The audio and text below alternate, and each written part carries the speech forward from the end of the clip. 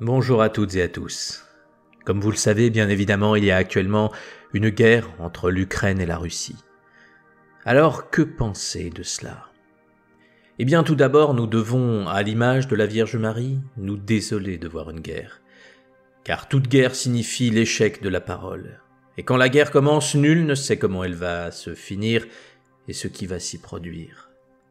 Je vous invite vraiment à vous abstenir de choisir un camp comme vous le suggèrent les médias à grands coups de peur et d'anxiété. Bien que le cinéma et la télévision nous formatent à croire qu'il y a toujours des gentils et des méchants, ça n'est jamais vraiment ainsi dans la réalité.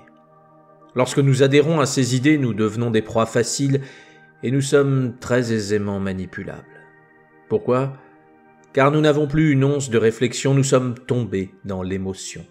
Et c'est précisément ce que les médias veulent, que nous ne réfléchissions pas, que nous répétions comme des perroquets ce que l'on nous dit de dire et ce que l'on nous dit de penser.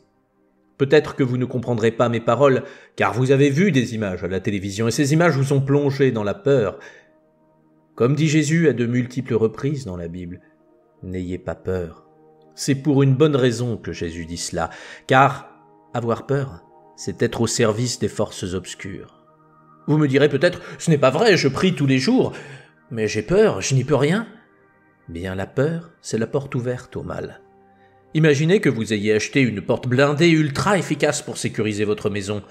Vous viendrait-il à l'idée, en allant vous coucher le soir, de la fermer à double tour, mais de laisser ouvertes toutes les fenêtres ? Ça n'a aucun sens, n'est-ce pas ? Eh bien, prier tout en ayant peur, c'est une attitude assez similaire. Vous me direz, mais comment faire ? Je n'y arrive pas, j'ai trop peur avec tout ce qui se passe. Eh bien, cessez en premier lieu de l'alimenter. Comment ? En devenant acteur de votre vie et non passif devant la télévision. Choisissez les informations que vous décidez de voir au lieu de les laisser s'imposer à vous. L'être humain est capable du meilleur comme du pire. Et si nous nous nourrissons de confiance, de piété, de foi, d'intelligence, de discernement, alors le meilleur se manifestera en nous. Mais si nous nous nourrissons de peur, de méfiance, de haine, de médisance, de négligence, alors le pire prendra le relais. Pour en revenir à la guerre, sachez bien qu'elle ne fait aucun gagnant. Car des deux côtés, il y a toujours des horreurs qui sont commises. L'histoire dira que c'est pour le bien, car elle aura été écrite par ceux qui ont gagné la guerre, mais croyez-moi, jamais vous ne manifesterez la grandeur de Dieu en tuant, détruisant, en pillant. Sachez qu'aucune guerre au monde ne pourra éclater si en chaque être humain il y a la paix. C'est pour cela que c'est là que nous devons commencer notre travail. Quand la Vierge Marie a fait l'immense honneur de nous sauver de terribles conflits, elle l'a fait grâce à la prière des petits-enfants. Là aussi, demandons-nous pourquoi cela a eu une telle puissance. Car les enfants avaient confiance en la Vierge, ils avaient une totale confiance en elle. Il n'y avait aucune trace de peur en eux. Même s'ils ont vécu par la suite des épreuves bien difficiles, ils n'ont jamais cessé d'avoir confiance en Marie. Vous voyez, leur prière et leur confiance ne leur ont pas épargné les dangers, mais ils ont su en triompher et sont devenus des bienfaiteurs de l'humanité. Alors prenons exemple sur eux, prions ce soir avec une grande ferveur.